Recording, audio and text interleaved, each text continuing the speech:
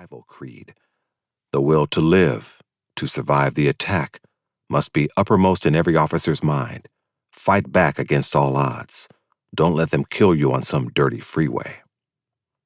CHP officers were trained to be on high alert when stopping cars. So were Sacramento Police Academy recruits.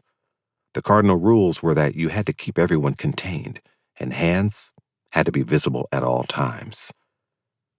There was no containment happening on Stanton Street.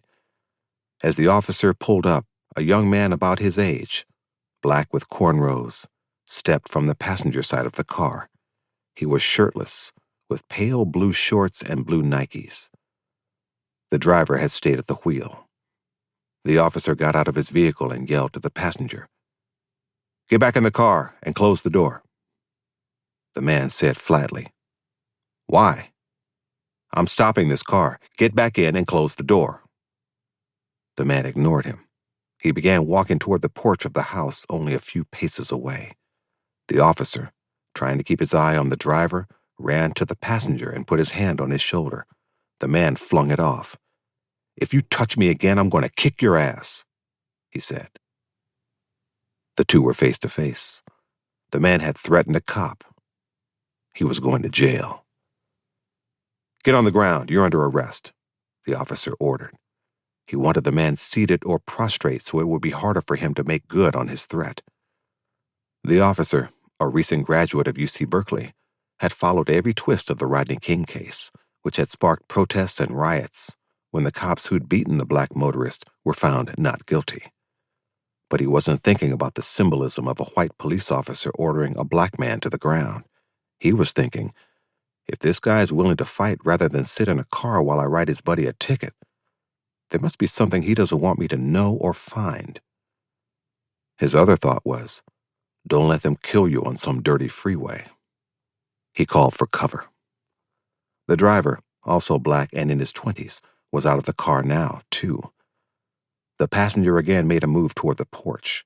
This time the officer grabbed him, pushing him against the hood of the Chevy, intending to apply handcuffs.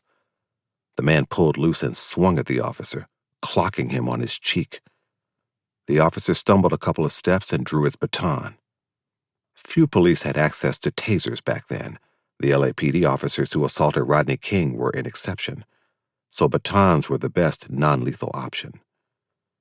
As the passenger and driver squared off against the officer, on the radio he upped his request to Code 3 cover for an emergency. Sirens kicked on in the distance along with the intermittent beeping on police frequencies that signals trouble.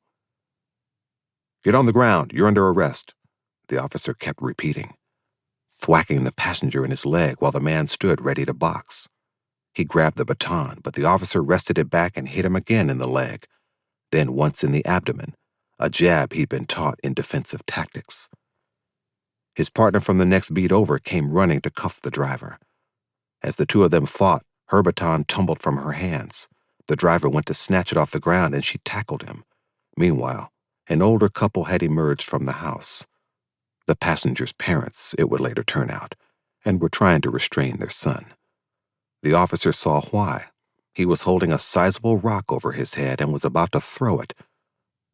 Rocks are serious business. A third cop arrived and rushed to help arrest the driver. The first officer unholstered his handgun, a stainless steel .40 caliber Smith & Wesson, and pointed it at the rock-wielding passenger, lining him up in his sights so he'd have a clean shot. "Put the rock down," he screamed. After a tense moment, the man did as he was ordered.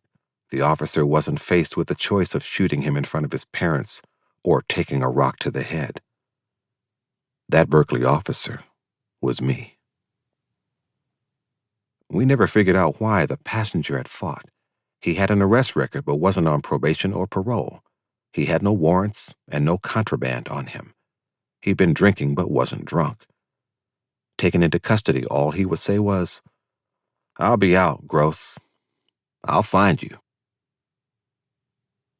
The stop that night on Stanton Street should never have escalated as it did. The outcome could have been horrific. The passenger wasn't blameless.